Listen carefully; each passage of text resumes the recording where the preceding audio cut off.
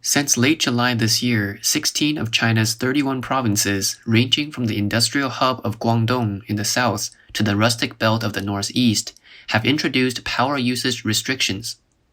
It has been reported that even the two largest cities, Beijing and Shanghai, have not escaped from this disaster. However, the power department of the two cities have claimed that the power outage is due to a scheduled routine maintenance.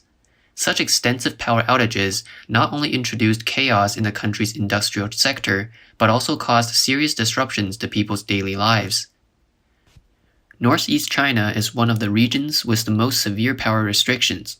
Since September 23rd, not only has electricity been restricted for businesses, but also for residents. Because of the power outage, residents' water supply have been stopped, elevators in high-rise apartments are out of service, and cell phones have no signal. Some people couldn't have dinner for 2 days. Some people were trapped in elevators because of the sudden power outage, and a pregnant woman climbed 24 floors to go home. Due to the power outage in some areas in Shenyang, the traffic lights were out of service, causing a traffic jam on the afternoon of the 23rd, and introduced at least 7 traffic accidents. On the night of September 26 in Daqing City, northeast China, a gold store was robbed, resulting in a 30 million yuan loss. Because of the power outage, the camera alarm did not work, so there are no clues. In an amusement park in Changchun, a Ferris wheel stopped due to the sudden power outage. Visitors were trapped high in the air.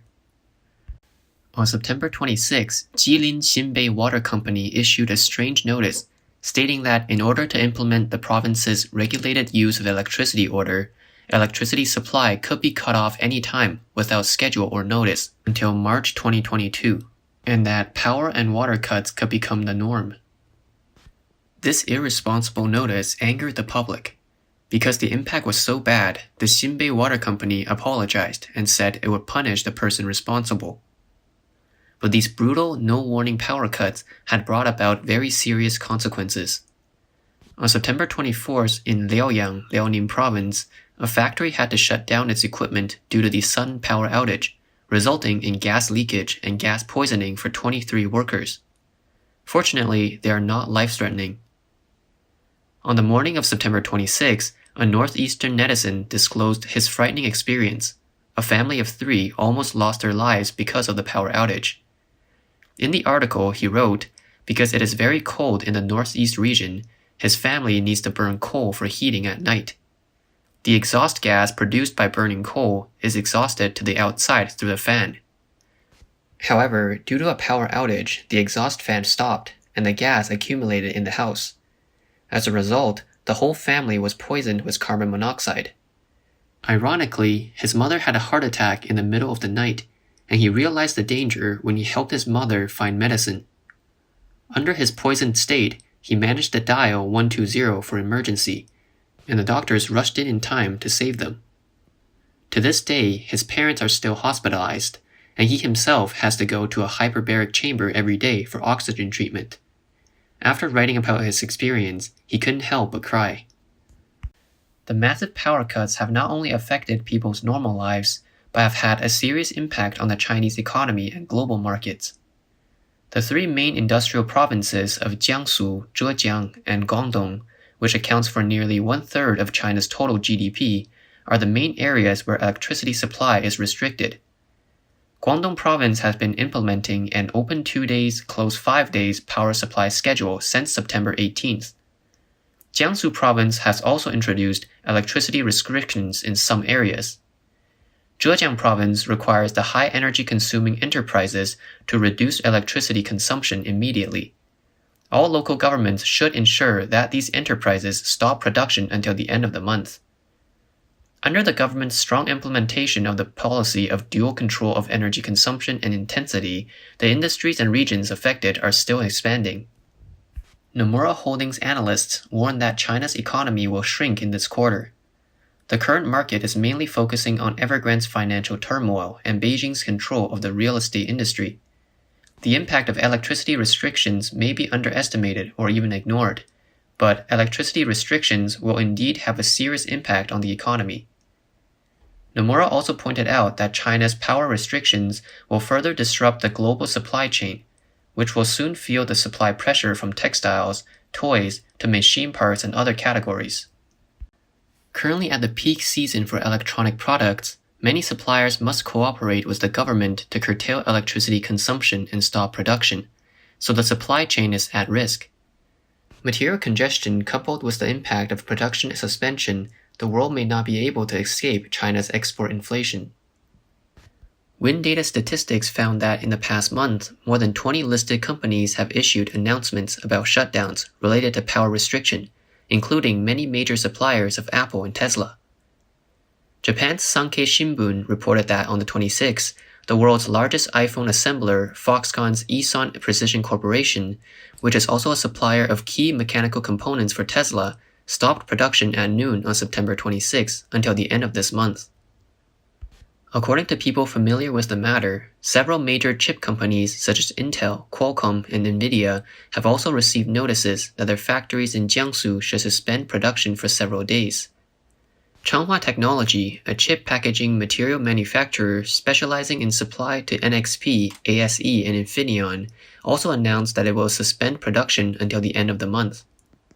What's more, the suspension of power supply will lead to a high degree of uncertainty about the supply chain of suppliers in the next few months, which is the busiest time of the year, as major companies are busy preparing for the market demand for the Christmas holiday. And this is also the peak season for electronic products. The latest iPhone 13 has just been launched in September, and there is even panic buying in some areas in China. This is an Apple cell phone store in Xi'an, Shanxi province. At 10 a.m. on September 25th, thousands of customers rushed in as soon as the Seg shopping center opened, and they went straight to the Apple phone store on the 4th floor to buy the iPhone 13. This is a very shocking scene.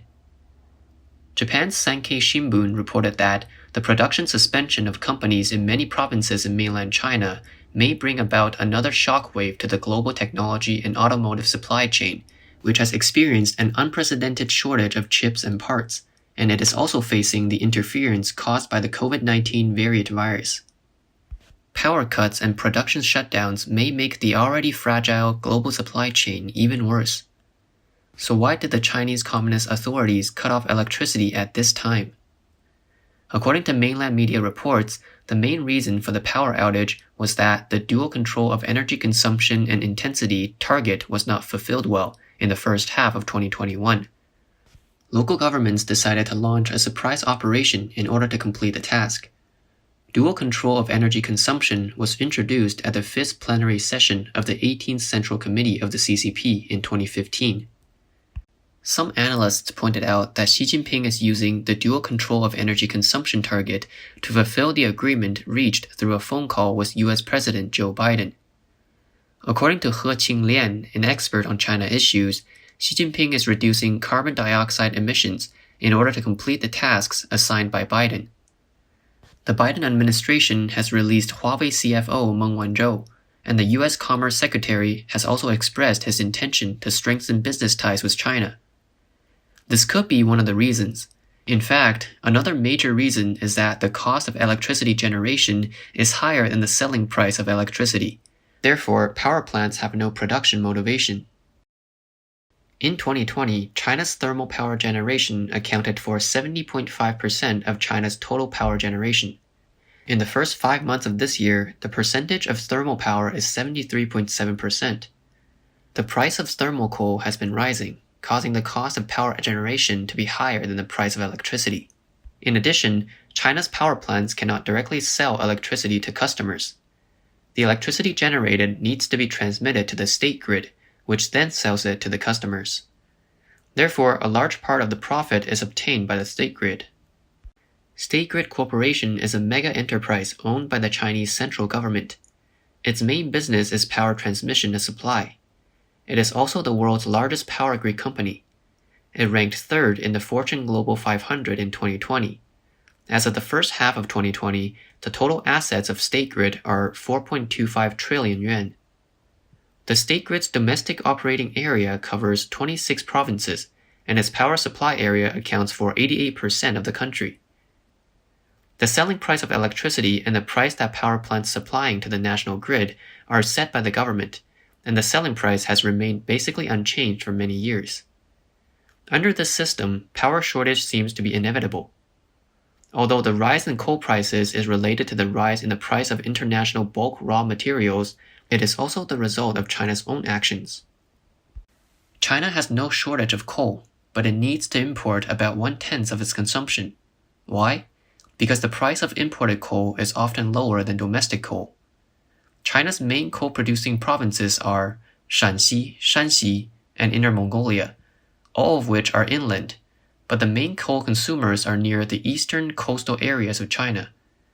So the coal transportation costs are high. The coal mines in Australia and Indonesia are closer to the coastline, so it is convenient to ship coal to the ports in East and South China. It seems to be a long way, but the shipping costs are low. Also, the quality of imported coal is relatively high, so for power generation companies, they definitely prefer imported coal. But since last year, China started a trade war with Australia and reduced coal imports from them.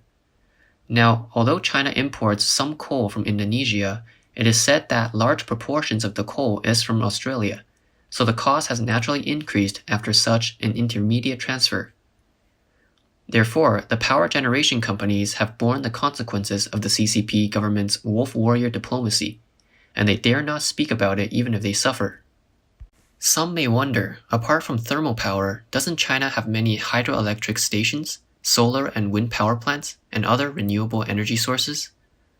And when the government deceived the people to pay money to build the Three Gorges hydroelectric power station, it said that after the completion of the Three Gorges Dam, the electricity price will be reduced to as low as 8 cents per kilowatt hour. The first generating unit of the Three Gorges Dam was launched in 2003, and the entire Three Gorges hydroelectric project passed acceptance in 2009. More than 10 years have passed, but the price of electricity for residents is still 60 cents per kilowatt hour, and for industrial production is 1 yuan.